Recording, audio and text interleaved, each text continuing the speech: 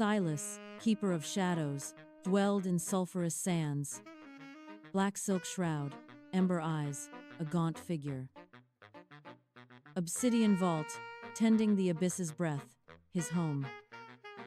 Iron lantern with glass panes as thick as tombstone slabs. Each flicker of the lantern held the world's nightmares at bay, and each dimming pulsed with the heartbeat of the void. Silas turned key, quelling darkness, ensuring peace. Soot-stained Silas, tremor-struck, found a tattered thing. It was a child's leather doll, its button eyes missing, and its stuffing leaking like gray dust. Doll plunged, flame hissed, lantern light died. Instantly, the vault turned into a void of absolute, suffocating black. Shadows detached, night bled into dreams, forever. Silas saw the pale woman, terrified, near the empty cradle. The woman was clutching a single, severed button, waiting for a cry that would never come. Silas knew he couldn't just leave the doll to burn.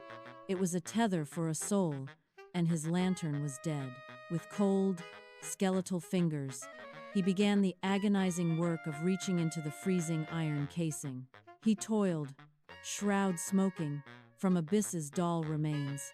Once the lantern was clear, Silas looked at the charred leather doll in his palm. He caught the wind, a violet thread pulsed. He used this shadow thread to sew the doll's torn skin, and used a sliver of a graveyard's chill to replace its missing eyes. The doll began to pulse with a coldness that could freeze a beating heart. Instead of simply letting it rot, Silas gave the doll a sharp shove of malice, sending it drifting up through the soil like a rising ghost. The woman above saw the scorched doll rising from the floorboards into the moonless room. As soon as her trembling hands touched the cold leather, the obsidian vault below erupted with a terrifying roar of light. The iron lantern flared with a blinding, sickly violet flame.